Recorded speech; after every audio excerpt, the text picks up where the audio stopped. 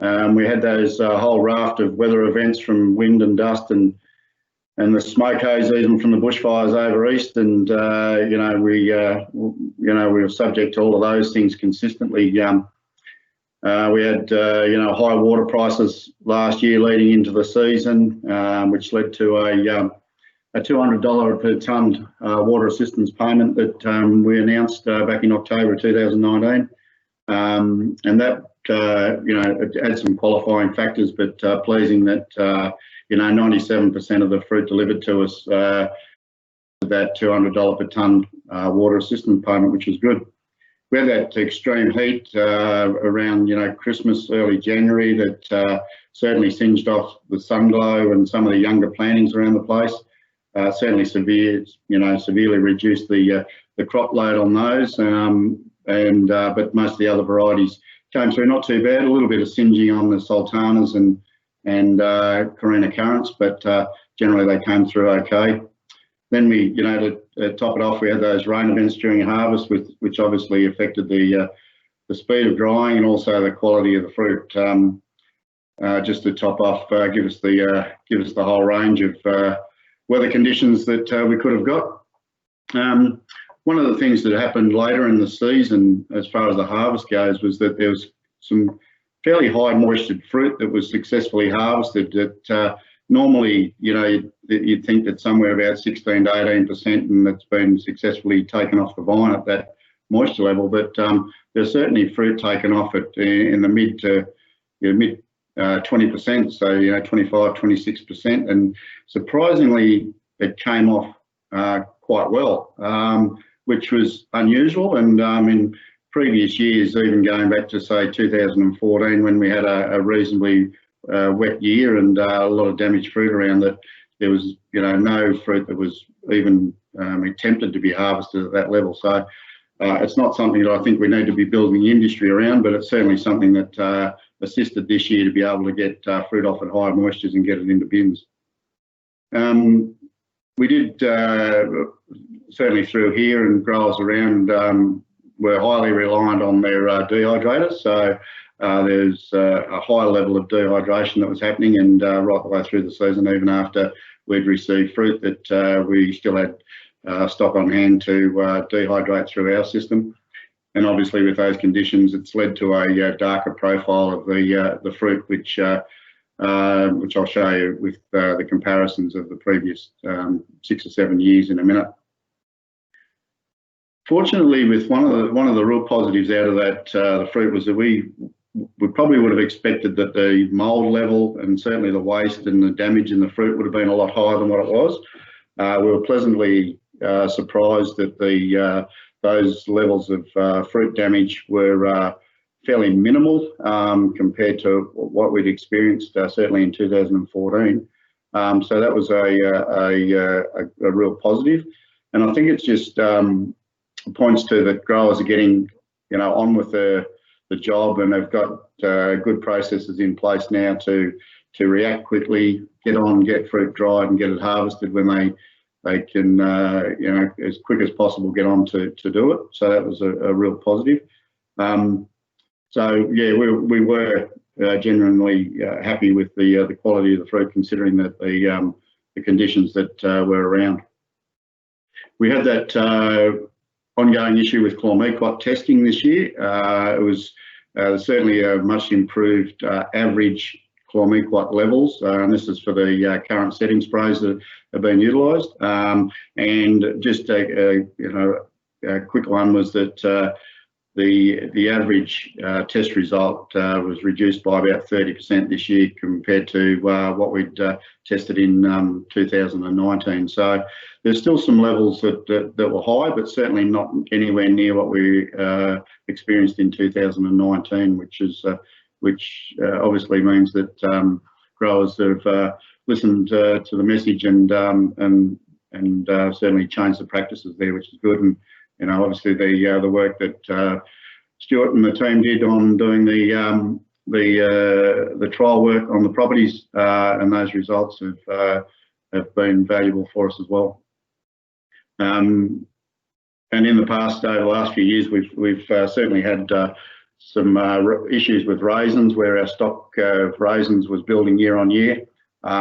We've diverted the raisin production in 2019 off to Mildura fruit juices, and certainly we've averted an oversupply situation with that now, and the surplus has been come back into more closer to the demand. So that's a good thing. So you know how quickly things change with the you know, chemical restrictions, even since the spray diary come out.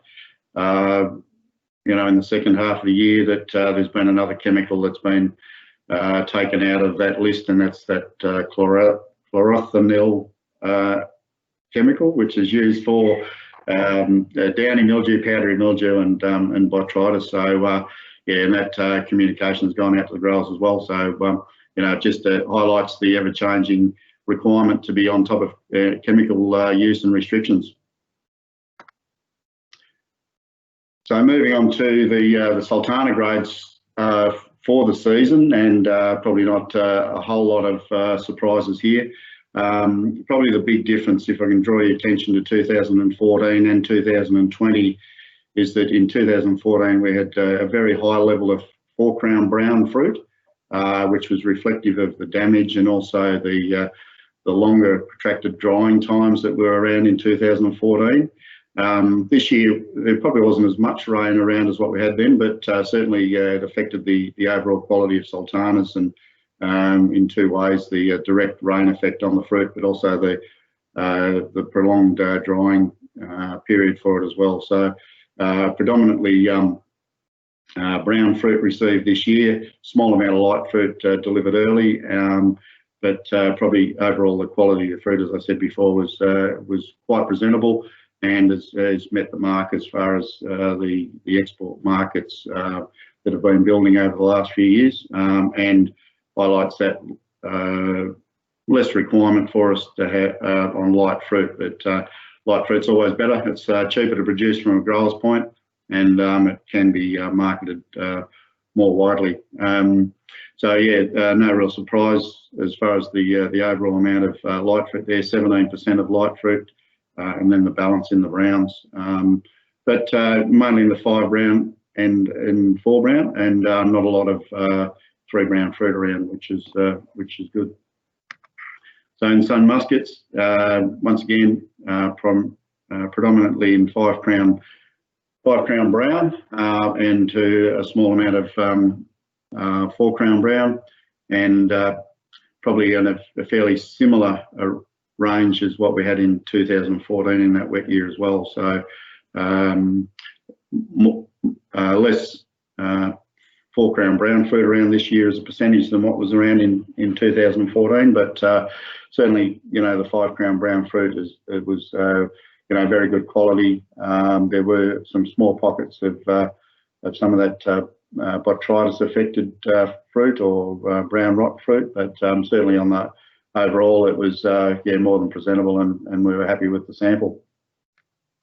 With sorry, I've got the wrong title there on the master, but it's the current grades, and pretty consistent there is that it's you know, 99.2% of currants are in that 4 crown category this year, with very small amounts of 3 crown. And in contrast, in 2014 there's some fairly sorry, a larger percentage of the currants were in that 3 crown grade. So just I guess as far as, you know, pushing all the semi gloom, I suppose, behind us of the 2020 season, looking forward to the 2021. You know, we certainly had some good autumn rains that put the vines to bed in pretty good shape, and we've had some, you know, the early spring rains with those warmer temperatures have seen that there's been a very even bud burst across all the varieties.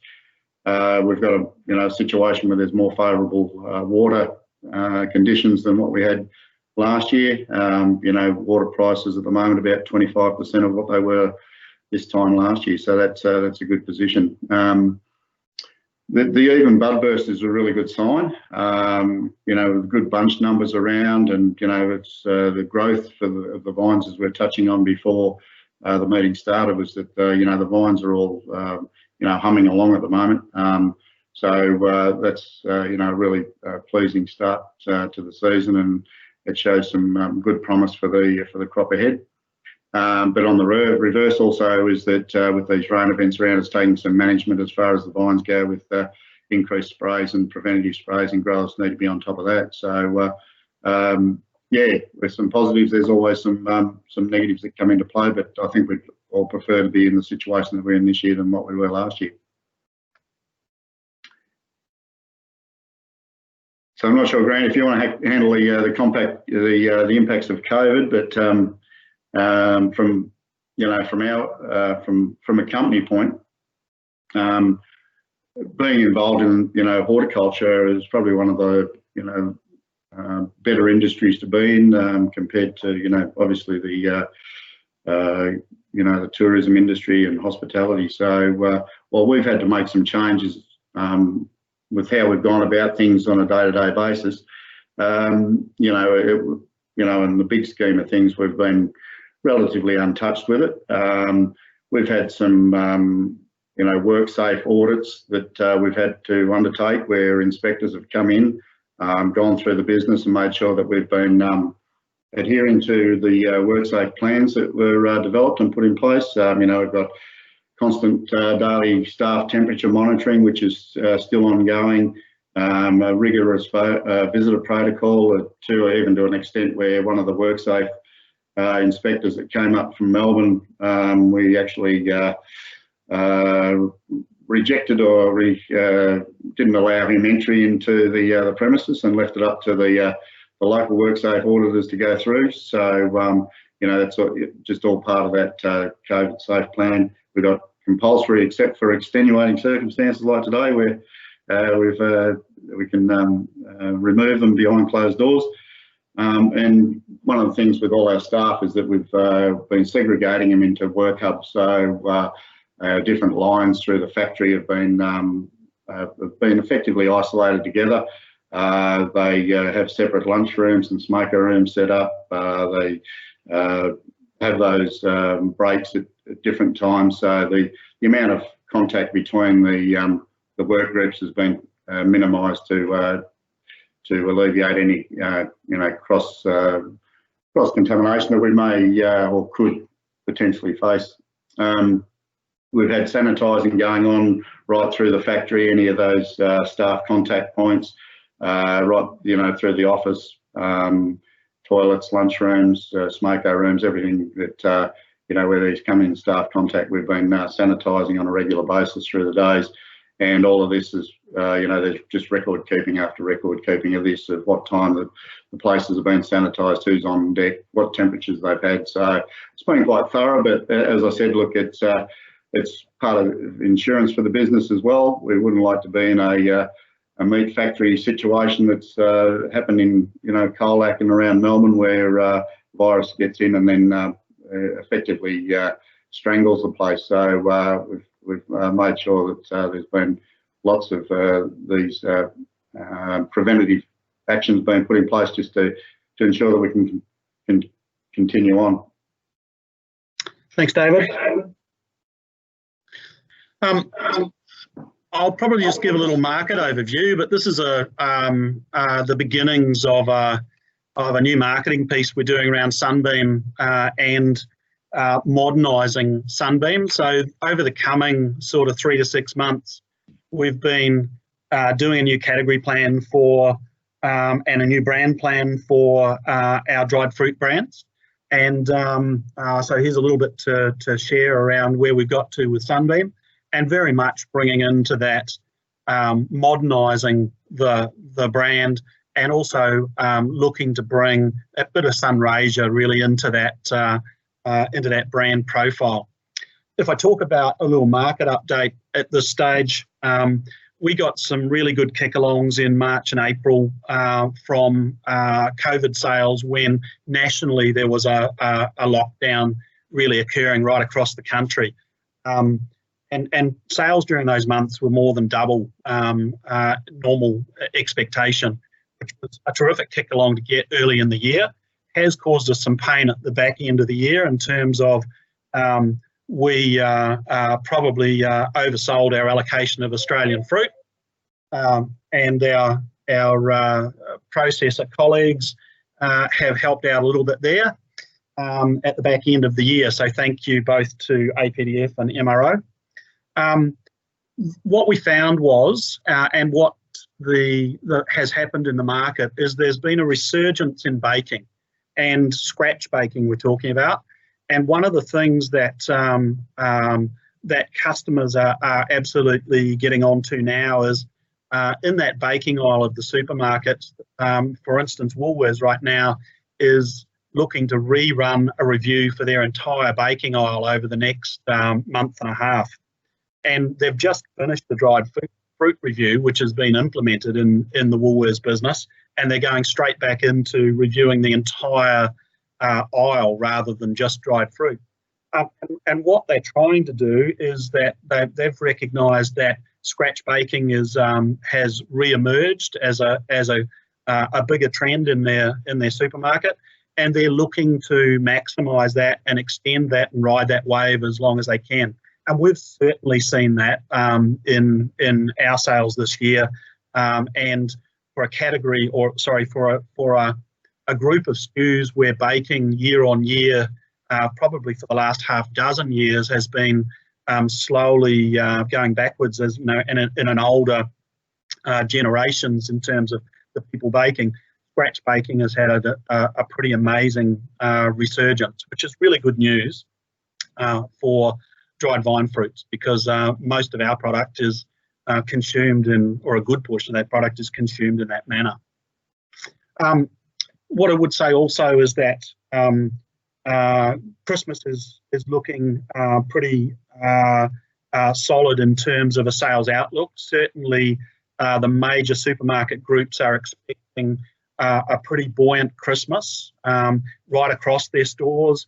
And I think that comes from part of the COVID, where celebrations externally and things like that are probably still going to be limited, not as limited as they are in Victoria, obviously, but certainly people getting together after long periods of time apart. And supermarkets are expecting a very heavy trade in the products that normally sell in Christmas, and that'll include dried fruits and nuts. A little piece around some of the social media work we're doing, and one of the things we're very conscious of is the traditional image of baking, and that's the old plum pudding type approach. Very conscious that we won't capture the next generations of bakers, and trying to take advantage of people who have been doing more of that in terms of giving them the sorts of recipes and the sorts of products that they will continue on with, that they'll be interested in. I think the people who are going to bake plum puddings are going to bake them anyway, and are going to continue buying the products that we grow, process and market. And so what we're trying to do very much is to modernise that look and feel. So this is a little piece of some of the social media pieces that we're doing, very much looking at modern recipes, very much looking at things being brighter and more modern, updated, sort of fresh look. A little bit around what we're doing at Christmas. As everybody's aware from previous years, a major time of the year sales for Sunbeam, and so Christmas is a heavy time of advertising for us, of promotion, and working with our supermarket partners to make sure that we can have stock waiting in stores, to make sure that we are giving the consumers what they're looking for at that time of year, and trying to get the biggest bang for our buck in terms of that advertising and promotional and marketing support. So just a few little pieces going on inside Woolworths, which kicks off in Woolworths on the second week of November. And in terms of in Coles, a little bit earlier, we're actually underway this week in Coles. And so whether that's in catalogues, whether that's in magazines, whether it's digital stuff, and I'll talk about the major one we've got this year, where we really have partnered up to get to more and more consumers. Independents, really important business section for us or channel for us. And so whether that's IGAs or Drake's, Foodworks or Spark around the country. We have display and competitions amongst our own sales staff each year where they compete to get the best, biggest displays in stores. And in independents, it's less controlled by a central head office, and you have an ability for a store manager to have that flexibility to have that level of change in it. So a really good relationship between a salesperson and a store can result in a pretty spectacular display. There's a couple of examples that you see there. And again, programs to support that marketing and promotional support. Our big partnership this year is we've partnered up with the Women's Weekly, and so we're joining them. They do a big Christmas special every year, both in terms of the Women's Weekly magazine, but television show on Channel 10, and also right through their digital and social media. And we'll also put that through our own channels, both in terms of advertising, in terms of digital social media, and get the maximum mileage out of that. We think the Women's Weekly is a great partner for Sunbeam and for Christmas. And I think this year more than ever, that's going to be a terrific piece for us and for dried fruit. Folks, that's really all we've got for this section. Thank you very much. If there's any questions, David or I are happy to take them. Otherwise, we wish you all the very best for a 2021 harvest.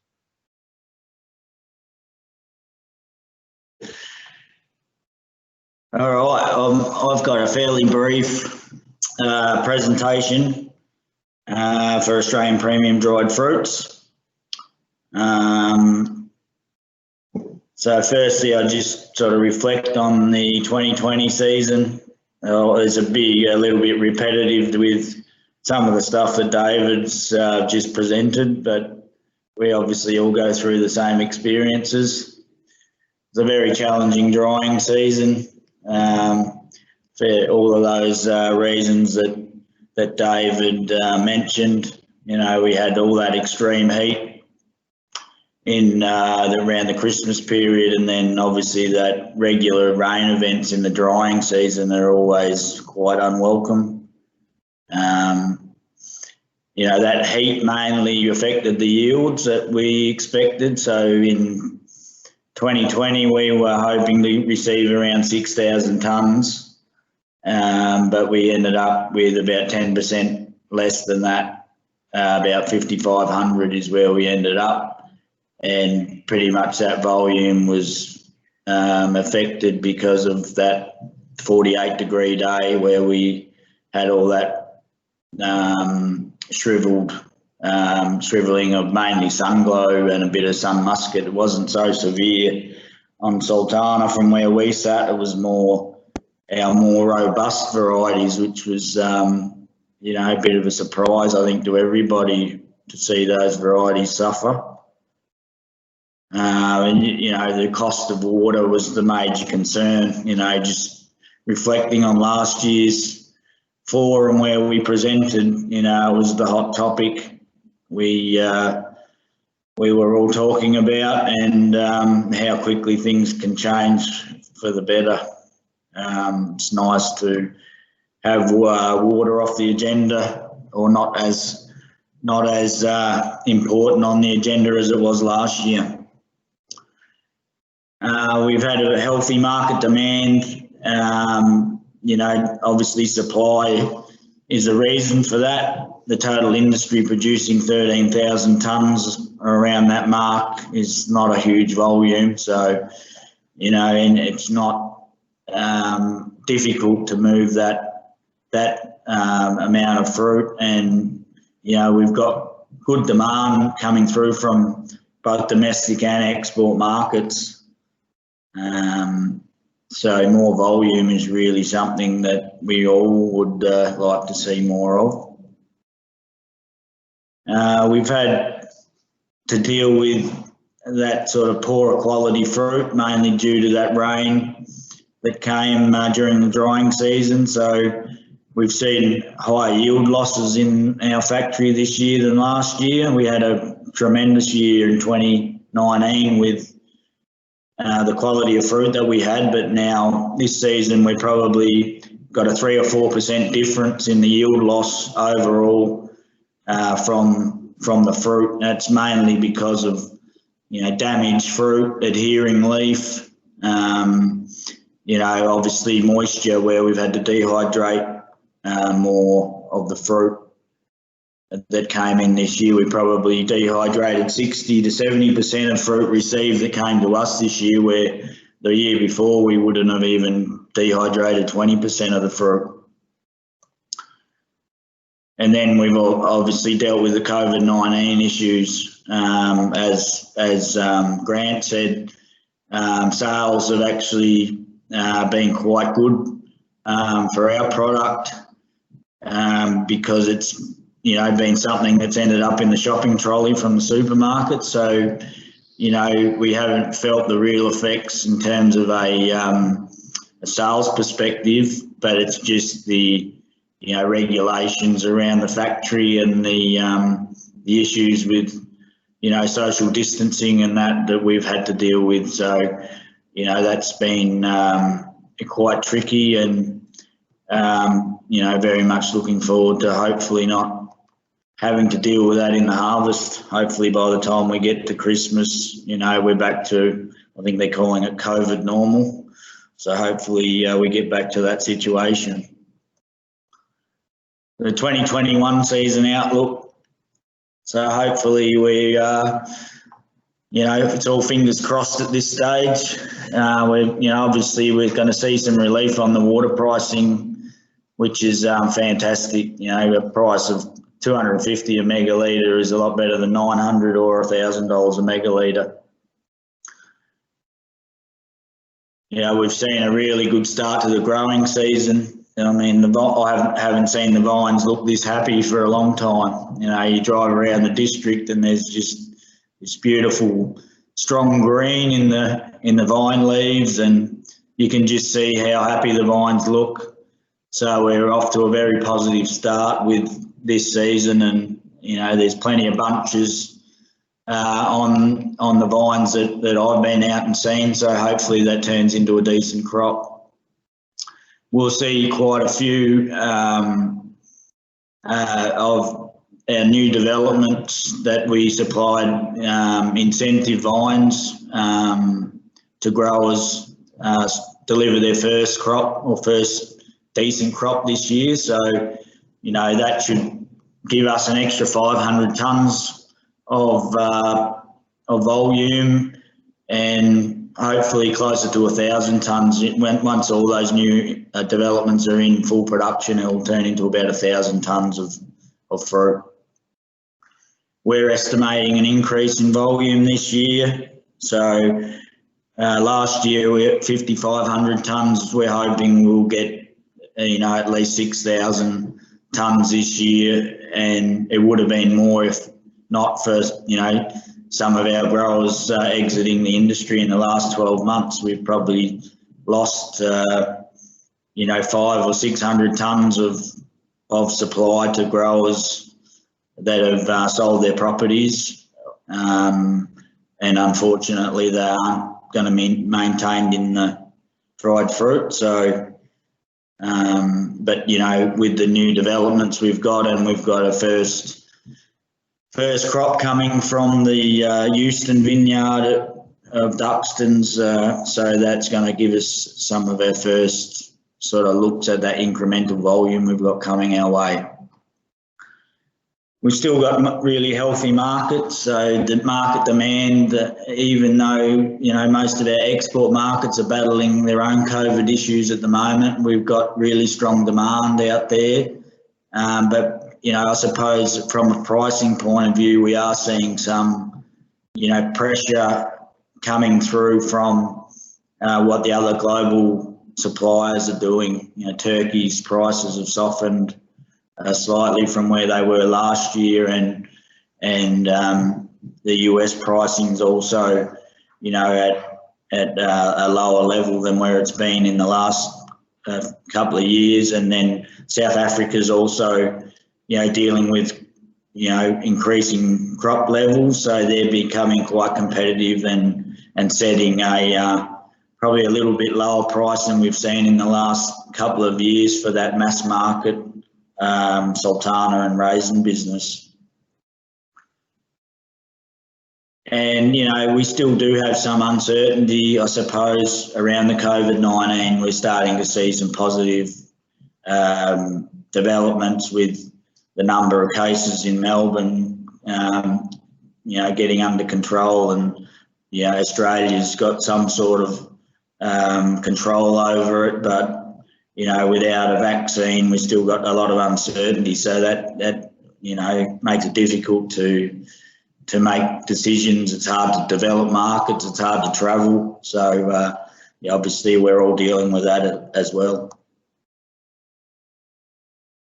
Bit of a company update. So we've had, you know, some positive developments in our company in the last 12 months with supply. We've secured a lease at the Advinco property, you know, which we're now farming. So that's, you know, offers a really positive future for our business. We're very keen to you know, put a lot of effort into that property and get it back to some really strong production. You know, hopefully that property can be producing at least 4,000 tonnes within a 3 or 4 year period. And, you know, we've also redeveloping our golden dried fruits property at Nangelock. So that Sultana vineyard we're going to redevelop over time into some of the newer higher yielding varieties, so that will have a positive impact on our volume. Plus, we're starting to see the Duxton supply flow through. So this year we're going to have our first crop from the Euston vineyard, but they've also they're planting another 50 acres at the Weeman vineyard as we speak. So we're seeing, you know, some continued development at that Weeman vineyard as well, that property should supply over 1,000 tonnes of fruit to us this year as well. We're still interested in new supply and working with existing traditional grower base or local growers that want to get into dried fruit. We see a really strong future for this product.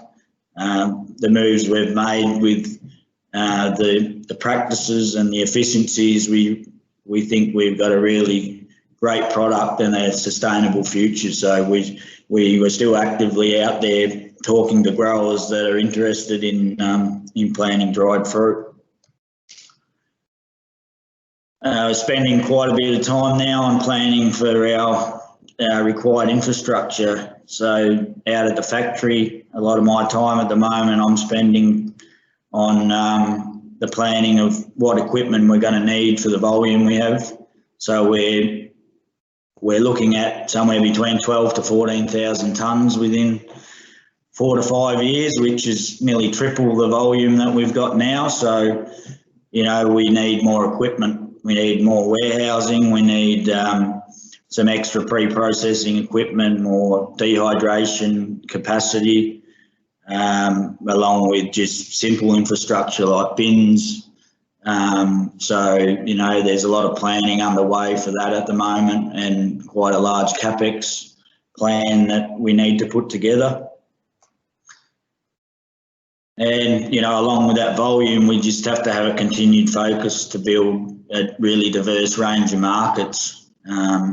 You know, we've seen some pretty good returns in export markets in the last few years. So, you know, we'd like to build our mix of markets up to at least a 50-50 between export and domestic. We're probably a bit more in the domestic space at the moment, but as we grow our volume, we want to build or sort of even out that mix, and also probably not get too reliant on one or another market. You know, we see the political situation in China at the moment. China showed a lot of promise for our product at the moment, and it's definitely a market we won't ignore, but we don't want to just focus too much on one individual market where if we have an issue politically, we could be in trouble in terms of where we supply our fruit to the following year. So overall, we've got a fairly positive outlook with where we're headed. We've got a strong supply model now that we have to put into practice. So the proof will be in the pudding there. But we're quite focused on making a successful future in this industry. So the final thought I have is just, I think we just got to keep that attitude to keep innovating. I think probably the most exciting project we're working on at the moment is this mechanised pruning device. The more we can create a mechanised practice for the farming is going to bring more and more participants into this industry. So, there's some really good work being done at the DFA concentrating on this mechanised pruning project. And I think that, where we are now, even with the swing arm trellis and some of the practices we got, is really through individuals innovating. So, just let's keep that theme and encourage as many people to innovate as we can. And I think, hopefully we can move to a fully mechanised production within the next 5 to 10 years. So that's it for me.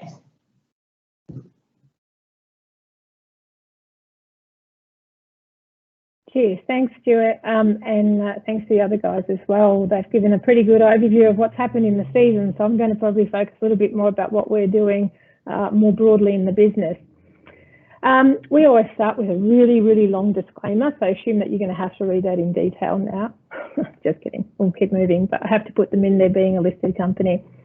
Our real focus over the last few years, as you know, we've been in the market, is how do we build a business that's really about better for you, and organics is our core. We see organics as a business, a market growing, $100 billion plus, and it's actually probably a lot more than that now. And we want to make sure that Australia has, a real good share of that, both from organic dried fruit, but also from our broader range. And I'll talk a little bit about that later. There in the screen, you can see some of the new products. Hopefully you've been out to Coles and Woolies and picked some of these up. Really starting to see some of our branded range hit Aussie shelves. The key things probably we're really most proud of over the last 12 months is getting our Australian organic sultanas grown in St. Rasia on Australian shelves so that the Murray River Organics brand is accessible and available. You'll note from previous presentations, I focus a lot on export, and export is still real focus for us. I'll talk a bit about it. But really we wanted to see Australia also have some of our branded products on shelf. So it's exciting to see, and if you haven't already, please support the brand and support Aussie products and support our community as well. With that, we've launched 37 new products, and most of those products have a little bit of a sultana in them somewhere. I'll talk a bit about that. That's our inspiration for our NPD. Our organics also extends to our Murray River Whole Foods brand, which we launched in Asia, China, Japan, Korea, Southeast Asia is still a big focus for us, albeit COVID has made that a little bit more challenging. We're now reaching over 2,000 retail stores, so these are physical stores in the region, big concentration in China at the moment. We launched our Tmall store as well, and we have a really strong e-commerce program that the team has put together. We see that as a really critical investment for future, in particular on how do we promote Australia, promote Australian brands, and in particular promote our Sunbeam region. Our farming portfolio has gone through lots of change, and our capital raising in January was what I call just in time before COVID hit, and we're really lucky that we were able to recap our balance sheet, make sure that we could trade through what has been a really challenging time through the pandemic, particularly us Victorians here locked down. I think we're in 16 weeks here in lockdown. But what it's meant is we've been able to keep our people safe, really make sure that our supply chain and our processing plants continue to operate. And all those initiatives that the guys talked about, David, you talked about in detail, things that we've also implemented as preventative and ongoing measures. And I think that will be our COVID safe world for some time to come. The outlook for us, whilst there's lots of global uncertainty, we believe that the actual pandemic has had a real strong positive impact on the dried fruit industry, in that the work around understanding the health and benefits of dried fruit, I hope with some of the work DFA is now doing with the team in Adelaide, will really start to help us promote those benefits more broadly. Health, wellness, chemical-free, organic food. The growth rates have been pretty strong over the last 6 to 9 months in particular across a range of different organic categories. So the outlook is quite strong, and we believe with the team that we've now built, we're really well positioned to take advantage of that over the next couple of years. So a little bit more, that's sort of the summary, but I think most people in the room today know who we are, but this just sort of reminds you we are growers, we are processors, we do have manufacturing and value add. We service retailers, we service the wholesale ingredients market, and we have a big export program as well, where we're servicing at least a dozen different markets, where really our focus of dried fruit has been in the past. Yep, my little mouse isn't moving. These macro trends will hopefully not be new to everyone in the room, but certainly it's important for our growers and our broader Sunraysia community to understand that the demand for clean, healthy, better for you, plant-based is on the rise and continuing to rise strongly. Our consumers are telling us they want more of this and they want more stories to go with it. They really want to understand where's the product coming from, where's its provenance, what's its story, and what are its benefits, its health benefits, as well as environmental benefits that it brings to the new age consumer. We've seen things like veganism. A lot of our products that we now develop are really targeting, broad-based consumers, but also those that have a strong tendency to plant-based and vegan demands. You'll see that in a number of the products I'll show you in a minute of what we've been doing in that space. And it's across, eating healthier and doing better for the environment is a big trend across all the kind of key categories that we're operating in. It's been a big year for us. So I said 37 new products. There you can see a bit of a flavour of what that's looked like over the 12 months. We really only put the sales team and the marketing team together 12 months ago to build our retail presence here in Australia. So they've done a phenomenal job all through a pandemic to get product, develop and get ranging. And there's some really, really nice products. My particular favourite is the organic cashew milk chocolate coated sultanas. So if you can get your hands on those babies, grown in Sunraysia, they're really beautiful, and we're getting some really nice feedback on those. Our sultanas are really cutting across lots of different categories. So of course the pantry with our traditional Aussie sultana and the sun muskets in the canisters. The canister format has been really popular, really easy for our consumers to be able to stack them and pack them and then reuse the canisters as well. So they're quite environmentally friendly. You can reuse them many times for whatever other products you'd like to store in there. The labels also peel off and enable that. We've entered into the snacking ranges with our Murray River Organics brand. We've just started with Woolies on some of these products, and we've got a fair big program of MPD coming out, really hitting hard at how do you ensure that we've got the right snacking products at the right time for the consumer. Muesli was our first major brand launch with our partners at Coles. This has been, a real important launch for us, because it's not only taking our beautiful organic sultanas, but many of the other products and categories that we operate in organics, be it from oats to seeds to grains to other dried fruit, and sourcing organics from right across the world. It's really beautiful product, and we were very fortunate and very surprised that The Age gave us the best muesli in the category up against some of the leading brands only a couple of weeks ago. So that was a nice recognition for the quality of the product. And confectionery, which we just entered, that I said, the chocolate. I wish I was there with you all. I'd bring lots of samples, and I tell you, you wouldn't be able to stop eating these beautiful sultanas. The year, and probably one of our really most important things, is really engaging the retailers in our journey, what we've been up to, and more importantly, sharing that with them in terms of where the Sunraysia region is up to. So last year, a number of you have been involved, a number of our growers were involved hosting 3 days with the senior buying team at Woolworths. So not only did they come and see our properties in Dandenong and right across Sunraysia, but they did also visit a number of other properties and had really good sessions, learning sessions with DFA, with Ivan, who came and presented to us, and also Dr. Webster, who really used the session to understand the kind of holistic view of the challenges, but also opportunities. That led to Woolworths and Macro making a decision to launch 8 new SKUs in the dried fruit and nut range, and we were very fortunate to be able to help them create that and get more Aussie fruit onto our shelves. So that's all gone live now in September, so you'll be able to find that at your nearest Woolies.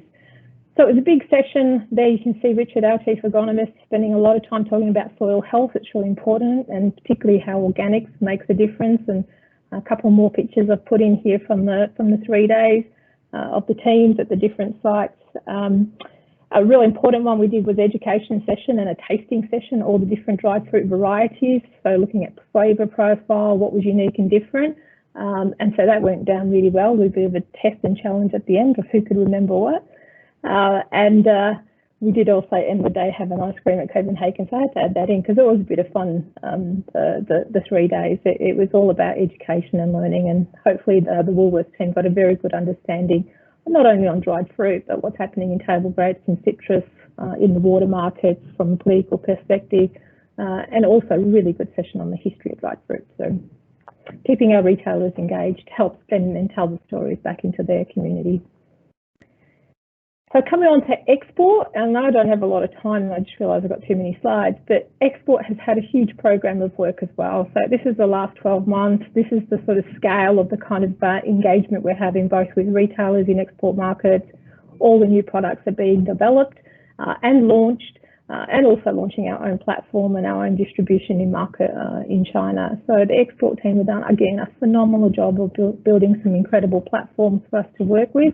And that's really now starting to show up also into our sales and into our brand awareness in those markets.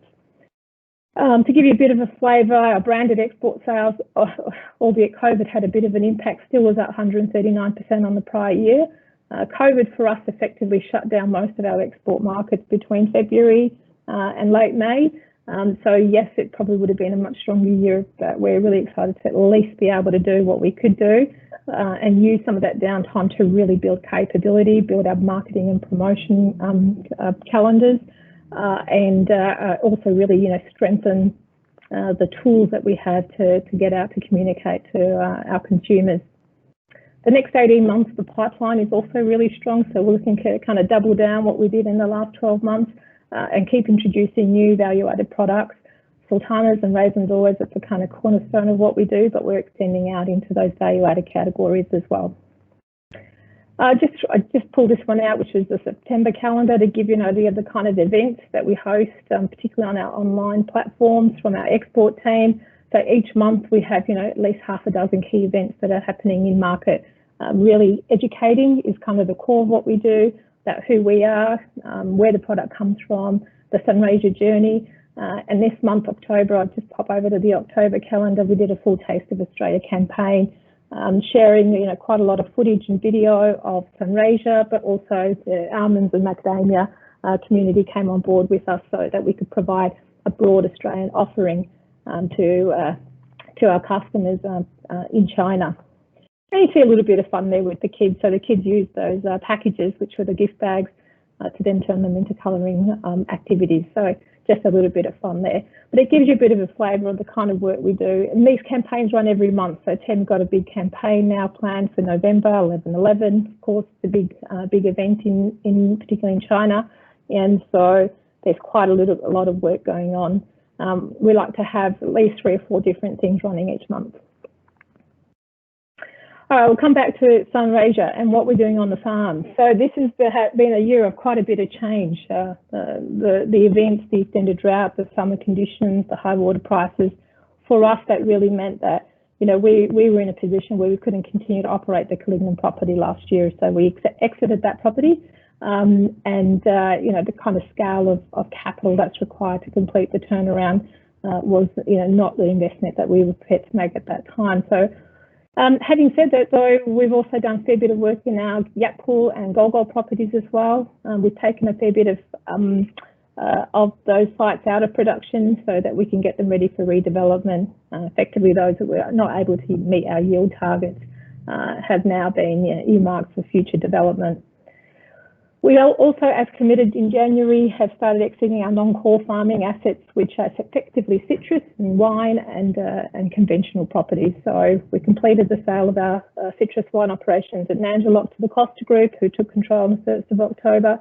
And we've got our Table Grape property, which is in that final stages at the moment as well. Water for us, you know, has been really important. So we've secured 5 years worth of water.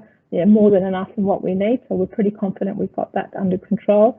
And our agronomy team, led by, you know, Richard, has really started to make some significant changes. We know it takes 2 to 3 years of change to really get the benefit, and I haven't had a chance to go out to have a look where we're at, but all the feedback from the team on the ground is this year's looking way better than the previous season. So we're hopeful and we're confident that it will be much better. All right, and then the last point I wanted to make there on the Nanjalock property, a little bit of a snippet there of where we're at with the feasibility. Clearly, we're still very keen to invest in dry fruit, and you can see some of the work we've done around what we think the future of Nanjalock could look like. The most important thing for us now is really solving for the water problem, problem being access to water and enough water in a sustainable way. So we're in the middle of the feasibility of looking at a localised desalination plant for the site, and so far the signs of that are looking pretty strong, but there still is a little bit of work to do to complete that. But that would be a real game changer for the property, for the region, and for the ability to have long-term supply of sustainable water. A little bit of a recap, just so that, you know, for the grower community, we're, you know, really heavily invested in Sunraysia and will continue to be heavily invested even post the sales of those non-core assets. We'll still have over $35 million capital to invested in the region across our farming portfolio. We really focused on dried fruit. That's what we want to be good at. We know we've got a lot to learn, and we're really grateful of the support that we've had from DFA and the broader community on that. So again, fingers crossed, taking through a really good year and continuing to build on that in the coming years. And just again, for those that haven't had a chance to come and visit the site, you're all welcome to come and visit, of course, post-COVID or COVID safe. I can't even get to my site at the moment, being locked down here in Victoria. But here's just a little bit of an overview of what we do there. It's a pretty big site. It's in over 13,000 square metres. We do have, you know, a number of facilities on that site. You know, fairly large storage area, pre-riddling line, and then on the other side of the road we have the other half of the factory, which is a bulk processing line. We have a cluster packing line, and most recently, over the last 12 months, we've installed a high capacity blast freeze capability using the latest CO2 technology, which some of you may have seen at the tour. Effectively, what that means is we can now process all our fruit chemical free. Again, really important from an environmental perspective, but also from a health perspective, so that we're not using, you know, nasty fumigants in the process. And look, just a, you know, kind of summary for bringing value. We hope that, you know, MRO's played an important role to bring value as growers. You know, we really want to see the dried fruit price stay strong. We've seen that increase, you know, significantly over the time, certainly that I've been here over the last 3 years. You know, our goal is always to reduce uncertainty where we can for the growers, support them with the water support levies, and I know the others did that last year. I think it was really important while we played in the community to do that. And, you know, as a large grower, we know those challenges, we know it gets really hard, but also we know the opportunity is pretty significant. And if we work together, we can grow the industry, we can attract more capital, we can create more opportunities for other growers and other investors who'd like to come into the industry. So big thank you from MRO to all the growers, to all our, you know, friends out there who support us, and to the community who supports us. We're really thankful, particularly over the last couple of years have been quite tough. So overall summary, we're pretty bullish. We think the industry's got great opportunity. We think Australia produces really good quality fruit. Certainly that's the feedback that we get.